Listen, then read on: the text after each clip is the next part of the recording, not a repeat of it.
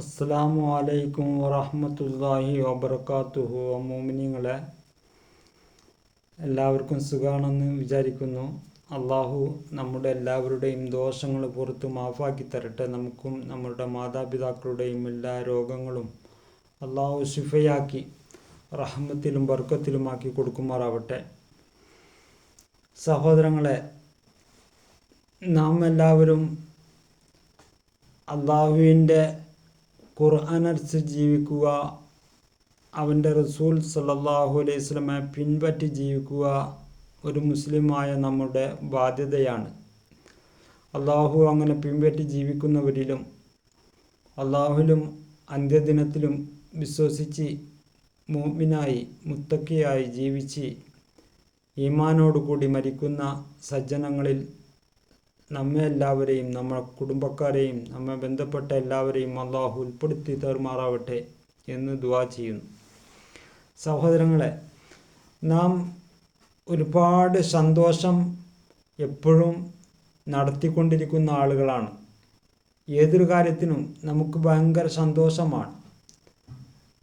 സന്തോഷം എവിടെയാണ് കൊണ്ട് നിർത്തുക എന്നുള്ളത് നമുക്ക് തന്നെ ആലോചിച്ചിട്ട് ഒരു പിടുത്തം കിട്ടാത്ത നിലക്കുള്ള ഒരു സന്തോഷങ്ങളെ കൊണ്ടുള്ള ഒരു ആറാട്ടാണ് ഈ കാലഘട്ടത്തിൽ ഈ അവസാന കാലമാകുന്ന ഈ ആഖിർ സമാനിൽ നമ്മൾ ചെയ്തുകൊണ്ടിരിക്കുന്നത്. അതുകൊണ്ടാണല്ലോ നിക്കാഹ് അള്ളാഹുവിൻ്റെ റസൂൽ സല്ലല്ലാഹു അലൈഹി വസല്ലമ തങ്ങൾ നമുക്ക് സുന്നത്താക്കപ്പെട്ട് തന്ന ഒരു കർമ്മമാണ്. നിക്കാഹ് എന്നുള്ളത് റസൂൽ സല്ലല്ലാഹു അലൈഹി വസല്ലമ തങ്ങളുടെ സുന്നത്താണ്. ഒരാൾ നിക്കാഹ് ചെയ്യുക എന്നുള്ളത് ഒരു വൈവാഹിക ജീവിതം മുന്നോട്ട് പോവാനും അതുകൊണ്ട് അവരുടെ കുടുംബം നിലനിൽക്കാനും അവരുടെ പാരമ്പര്യം വർദ്ധിക്കാനും വേണ്ടിയാണ്. സമുദായങ്ങൾ ഉത്തമമായ ഉമ്മത്തിനെ ഉൽപ്പാദിച്ചെടുക്കാൻ വേണ്ടിയാണ് വിവാഹം എന്നുള്ളത്. ആ വിവാഹം കഴിച്ചില്ലെങ്കിലും സമുദായങ്ങളുണ്ടാകും. പക്ഷേ അതൊരു മൃഗജാതികളെ പോലെ ഒരു ബന്ധമില്ലാത്ത ഒരു കെട്ടുറപ്പില്ലാത്ത ഒരു അസലില്ലാത്തൊരു ജീവിതമായി മാറുന്ന കാഴ്ച നമുക്ക് കാണാൻ കഴിയും.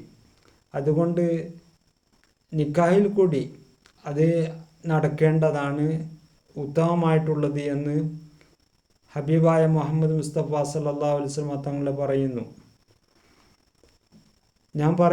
ഞാൻ വിശദീകരിച്ച് പറയുന്നില്ല. അതുകൊണ്ട് നമ്മുടെ ആ സ്വാലിഹായ മക്കള് അവരെ കൊണ്ട് നമുക്ക് പല അനുഗ്രഹങ്ങൾ നാളെ അവൻ്റെ ജന്നാത്തുൻ നഈം സ്വർഗത്തിൽ ഒരുമിച്ച് കൂടാനുള്ള ഒരു ഭാഗ്യമായി ഈ മക്കളെ കൊണ്ട് നമുക്ക് ലഭിക്കുന്നതാണ്. അതിന് മക്കൾ സ്വാലിഹാവേണ്ടതുണ്ട്. അവർ വെറും ഖുർആൻ ഓതാതെ, ദുആ ചെയ്യാൻ അറിയാതെ, നമ്മുടെ മയ്യത്ത് പോലും നമസ്കരിക്കാൻ അറിയാതെ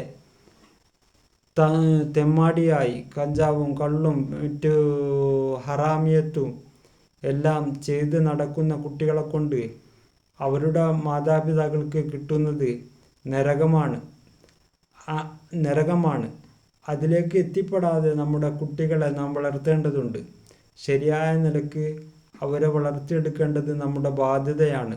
അവർക്ക് നേരായ ഇൽമു പഠിപ്പിക്കുക, വിദ്യാഭ്യാസം നൽകുക, ഇത് നമ്മുടെ കർത്തവ്യമാണ്. അതുകൊണ്ടാണല്ലോ ഇന്ന് ഈ കുട്ടികൾ ഡാൻസ് വേദികളിൽ, ഈ പാട്ട് സ്റ്റേജുകളിൽ എല്ലാം തലമറക്കാതെ ഔറത്ത് പോലും ശരിയില്ലാതെ ശരിക്ക് ഔറത്ത് വെളിവാക്കിക്കൊണ്ട് ആ സ്റ്റേജുകളിലെല്ലാം എന്തെല്ലാം കൂത്താട്ടങ്ങളാണ് ആടിക്കൊണ്ടിരിക്കുന്നത്. അതുപോലെ വിവാഹവേദികളിൽ, റോഡുകളിൽ, പിന്നെ ഈ ഇലക്ഷൻ ടൈമുകളിൽ അങ്ങനെല്ലാം ചെയ്യുന്നു. അതെല്ലാം കൂടെ മാതാപിതാക്കൾ അവരെ തടുക്കുന്നില്ല. ഉദാഹരണമായിട്ട് ഞാൻ പറയട്ടെ, ഇപ്പോൾ ഈ ദീപാവലിയെല്ലാം വന്നതല്ലോ.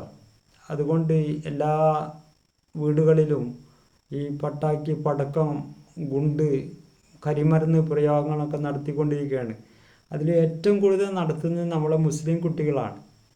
ഇതെല്ലാം ഇത് അവർക്ക് പൈസ കൊടുക്കുന്നതും മേടിച്ചു കൊണ്ടുവരുന്നതും അവരുടെ മാതാപിതാക്കളാണ്. ഈ മുസ്ലിങ്ങളാണ് ചെയ്യുന്നത്. അത് ഇസ്ലാമുമായിട്ട് യാതൊരു ബന്ധവും അതിനില്ല. പക്ഷേ മുസ്ലിങ്ങൾ ചെയ്യുന്നു. ആ കുട്ടികൾ ചെറിയ കുഞ്ഞുങ്ങളാണ്, അവർക്ക് എന്താ അറിയും? അവർക്ക് ദീനിനെ പറ്റിയോ വേറെയുള്ള അന്യമതത്തിനെ പറ്റിയോ വല്ല അറിവും അവർക്കുണ്ടോ? അവരങ്ങനെ ചെയ്യും. അവരങ്ങനെ കുറേ പ്രായമായി വരുമ്പോൾ, വലുതായി വരുമ്പോൾ അവർ ചിന്തിക്കുകയാണ്, എൻ്റെ മാതാപിതാക്കൾ എനിക്ക് വാങ്ങി തന്നല്ലോ, എൻ്റെ കുട്ടികൾക്കും ഞാനിതേപോലെ കൊടുക്കണം എന്നുള്ളൊരു ബോധം അവർക്ക് വരികയാണ്. അതുകൊണ്ടാണ് ഇത് പരമ്പരയായിട്ട് ഇപ്പോൾ കഴിഞ്ഞ വർഷത്തിനേക്കാളും അധികമായി ഈ വർഷവും, ഈ വർഷത്തിനേക്കാൾ അധികമായി മറ്റൊരു വർഷവും വന്നുകൊണ്ടിരിക്കുകയാണ്. ഇതുപോലെ ഈ ദീപാവലിക്കും പിന്നെ ക്രിസ്മസിന് സ്റ്റാർ തൂക്കുക, ഇതെല്ലാം ഇസ്ലാമിലില്ലാത്ത നിയമങ്ങൾ അവരെ മാതാപിതാക്കൾ അവർക്ക് പഠിപ്പിക്കുകയും അവരത് പിൻഭാഗത്തിൽ കൊണ്ടുവരികയും പിന്നെ അത് മുസ്ലിം വീടുകളിൽ അത് ദായമായി പോകുന്ന ഒരു കാലഘട്ടമാണ് ഈ നടന്നുകൊണ്ടിരിക്കുന്നത്. എന്തുകൊണ്ടാണ് ഇത് നടക്കുന്നത്? അറിവില്ലാത്തത് കൊണ്ടാണ്. അതുകൊണ്ട് അറിവ് പഠിപ്പിക്കുക എന്നത് നമ്മുടെ ബാധ്യസ്ഥതയാണ്, നമ്മുടെ ഒരു കടമയാണ്. അറിവ് പഠിക്കുകയും അത് പ്രചരിപ്പിക്കുകയും. ഇത് ഞാൻ നിക്കാഹിൻ്റെ കാര്യം പറഞ്ഞല്ലോ. അതുകൊണ്ട് ആ നിക്കാഹ് കഴിച്ചെങ്കിലും ആ നിക്കാഹിൽ കൂടി പല ഹറാമിയത്ത് വന്നു പോകുന്നു. അതുകൊണ്ടാണ് ഈ കുട്ടികൾ ഈ വേണ്ടാത്ത സ്വഭാവങ്ങൾ ഇവരിൽ നിന്ന് ഉണ്ടാകുന്നത്. ഹറാമായ രൂപത്തിൽ ബന്ധപ്പെടുമ്പോൾ അതിൽ നിന്നുണ്ടാകുന്ന ഹറാമാണല്ലോ. നാം ഹറാമ് ഭക്ഷിക്കുമ്പോൾ നമ്മുടെ ശരീരം ഹറാമായി മാറുന്നു, നമ്മുടെ രക്തം ഹറാമായി മാറുന്നു. ഇതുപോലെ ഒരു വസ്തു നാം ഏതൊരു വസ്തു ഉപയോഗിക്കുന്നോ അതെല്ലാം ഹറാമായിട്ടാണ് മാറുന്നത്. നമ്മുടെ വസ്ത്രം നാം ഹറാമായ കച്ചവടം ചെയ്ത് സമ്പാദിക്കുകയാണെങ്കിൽ നാം ധരിക്കുന്ന വസ്ത്രം ഹറാമായ വസ്ത്രമായി തീരും. നാം ഹറാമായ നിലക്കാണ് നമ്മുടെ ജീവിതമെങ്കിൽ നമ്മുടെ ശരീരം ഫുള്ളും ഹറാമായി തീരും. അങ്ങനത്തെ ഒരു ജീവിതമാണ്. അതുകൊണ്ട് ഇതിൽ നിന്ന് ഹറാമ് നമ്മുടെ കുടുംബത്തിലേക്ക് എത്തിപ്പെടാതെ, ഹറാമ് പ്രവർത്തിക്കാതെ, ഹറാമ് ചെയ്യാതെ ജീവിക്കാനുള്ള ഒരു വഴിയാണ് നാം അന്വേഷിച്ച് നടക്കേണ്ടത്. മറ്റു മതസ്ഥർ മറ്റു ആചാരങ്ങൾ ചെയ്യുന്നത് പോലെ നമ്മുടെ മതത്തിൽപ്പെട്ടവർ അവർക്ക് സപ്പോർട്ടായിക്കൊണ്ട് നമ്മളത് ഒരിക്കലും ചെയ്യാൻ പാടുള്ളതല്ല. അതെല്ലാം തെറ്റാണ്. അവരുടെ മതം അവർ നടത്തിപ്പോയിക്കോട്ടെ, അവർക്ക് നടത്താനുള്ള തൗഫീഖ് അവർക്ക് അല്ലാഹ് കൊടുക്കട്ടെ. നമ്മുടെ മതപ്രകാരം നമ്മളും ചെയ്തു പോവാം. നമുക്ക് അള്ളാഹു അതിനുള്ള തൗഫീഖ് നമുക്കും അള്ളാഹു തരുമാറാവട്ടെ എന്ന് പ്രാർത്ഥിച്ചുകൊണ്ടാണ് നാം മുന്നോട്ട് പോവേണ്ടത്. അവർക്ക് നല്ല ഹിദായത്ത് കൊടുക്കട്ടെ, നമുക്കും അള്ളാഹു നല്ല ഹിദായത്ത് തരട്ടെ. എപ്പോഴാണ് അവരുടെ മനസ്സ് മാറുന്നത്, അപ്പോഴാണ് ഈമാനിലേക്ക് സ്വീകരിച്ച് അവർ നമ്മളിലേക്ക് വരികയും നമ്മളിൽ നിന്ന് അള്ളാഹു എപ്പോഴാണ് നമ്മുടെ ഈമാൻ ഊരിക്കളയുന്നത്, ആ സമയത്ത് നമ്മൾ ഇസ്ലാമിനെ വിട്ട് അവരുടെ മതത്തിലേക്കും പോകും. നമുക്കൊരാളെ പിടിച്ചു നിർത്താനോ നിർബന്ധിക്കാനോ ഒന്നും നമ്മളെ കൊണ്ട് സാധ്യമല്ലല്ലോ. ഇനി ഇവിടെ തന്നെ നിൽക്കണം, അല്ലെങ്കിൽ ഞാൻ കൊന്നുകളയും, അങ്ങനെ ജീവിച്ചിട്ട് കാര്യമില്ലല്ലോ. അങ്ങനെ മുസ്ലിമായിട്ട് എന്താ കാര്യം? അങ്ങനത്തെ ഒരു കാര്യവുമില്ല. അതെല്ലാം അള്ളാഹു ആണ് ഹിദായത്ത് കൊടുക്കുന്നവനും എടുക്കുന്നവനും. അതുകൊണ്ട് ഹിദായത്തിലായിട്ട് നാം ജീവിക്കുക. ഒരു ഹറാമിയത്ത്, വേറൊരു അന്യമതസ്ഥരുടെ ഇബാദത്തുകളും ആരാധനക്രമങ്ങളും പോലും നാം ചെയ്യാൻ പാടുള്ളതല്ല. നിങ്ങൾക്കറിയാമോ, ഹബീബായ മുഹമ്മദ് മുസ്തഫ സല്ലല്ലാഹു അലൈഹി വസല്ലമ തങ്ങൾ ഒരിക്കൽ പറയുകയുണ്ടായി, ഒരു സഹാബത്ത് ഒരേ നോമ്പെടുക്കുമ്പോൾ ഒരേ നോമ്പാണ് എടുക്കാറ്. ആഴ്ചയിൽ ഒരു നോമ്പെടുക്കും. ആ എടുക്കുന്ന സമയത്ത് വേറൊരു മതസ്ഥന് ഒരു നോമ്പെടുക്കുന്നതായിട്ട് അറിവിൽപ്പെട്ടു. അവരും അങ്ങനെ ഒരേ നോമ്പാണ് എടുക്കുന്നത്. അപ്പോൾ ഹബീബായ യേശു സല്ലല്ലാഹു അലൈഹി വസല്ലമ തങ്ങളോട് പറയുന്നു, അവരോട് തുല്യ ആവാതിരിക്കാൻ നിങ്ങൾ 2 നോമ്പെടുക്കണം, നിങ്ങൾ 2 നോമ്പ് അനുഷ്ഠിക്കുക.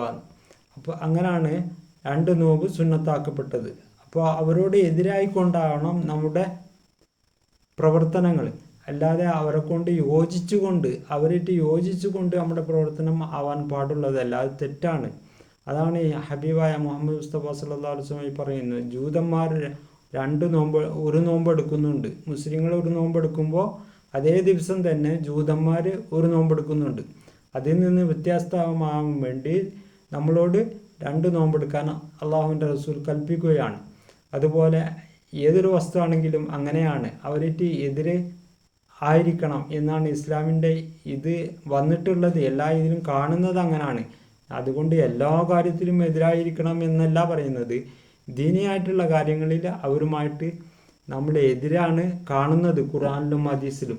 അത് പ്രകാരം ജീവിക്കൽ നമ്മുടെ ബാധ്യസ്ഥതയാണ്.